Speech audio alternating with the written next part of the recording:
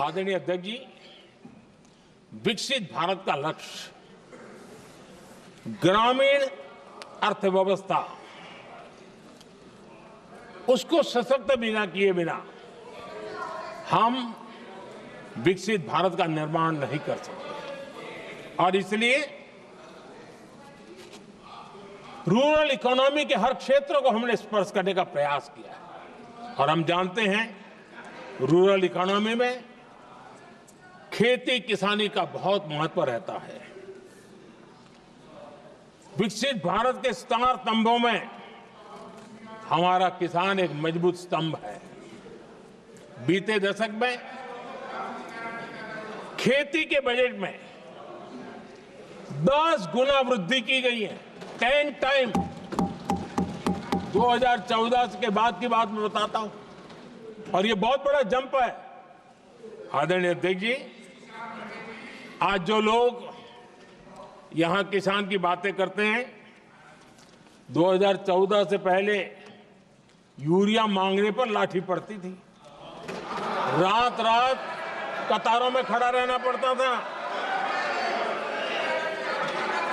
और वो जमाना था जब खाद किसानों के नाम पर निकलती थी, लेकिन खेत में नहीं पहुंचती थी, कहीं और ही काले बाजारी में, और 1 रुपया 15 पैसा वाला हाथ की सफाई का खेल चलता था। आज किसान को पर्याप्त खाद मिल रही है। कोविड का महासंकट आया, सारी सप्लाई चेन डिस्टर्ब हो गई, दुनिया में अनाप शनाप दाम बढ़ गए, और परिणाम ये हुआ कि क्योंकि हम यूरिया पर डिपेंडेंट हैं, हमें बाहर से लाना पड़ता है। आज भारत सरकार को जो बोरा यूरिया का 3000 रुपए में पड़ता है, सरकार ने वो झेला और किसान को 300 से भी कम कीमत पर दिया है, 300 रुपए से कम।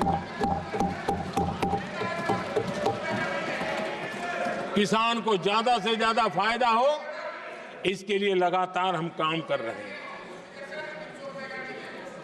आदरणीय अध्यक्ष जी, किसानों को सस्ती खाद मिले, इस एक काम के लिए पिछले 10 साल में 12 लाख करोड़ रुपया खर्च किया गया है।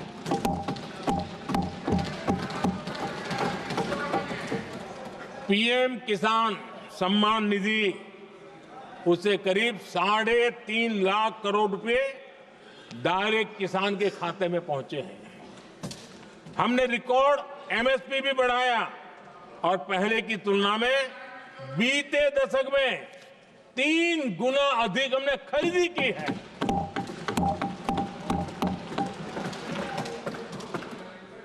किसान को ऋण मिले, आसान ऋण मिले, सस्ता ऋण मिले, उसमें भी 3 गुना वृद्धि की गई है।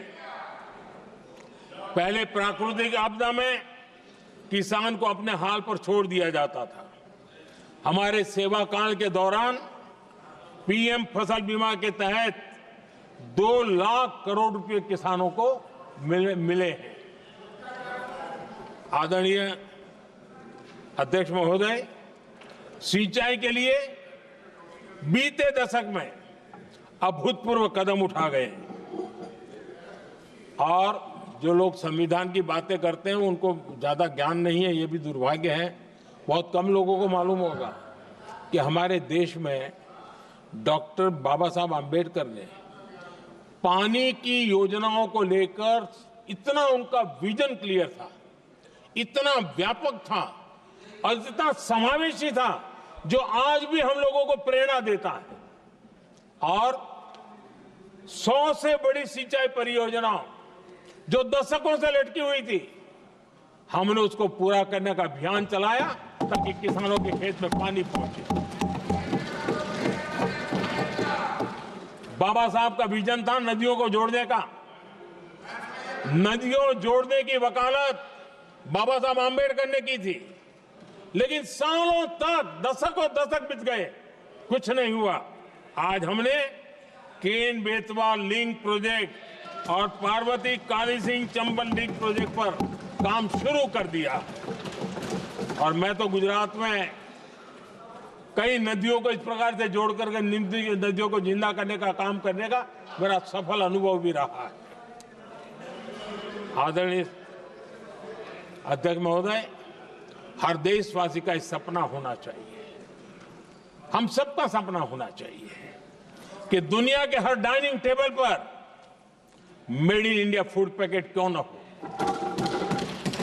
आज मुझे खुशी होती है जब भारत की चाय, इसके साथ साथ अब हमारी कॉफी भी दुनिया में अपनी महक फैला रही है, बाजारों में धूम मचा रही है। इवन हमारा टर्मरिक कोविड के बाद सबसे ज्यादा मांग बढ़ी है। आदरणीय अध्यक्ष जी, आप जरूर देखेंगे आने वाले समय में हमारा प्रोसेस सी फूड, और जिसको लेकर कुछ लोगों को पता नहीं कब क्यों दर्द हुआ, बिहार का मखाना दुनिया में पहुंचने वाला है।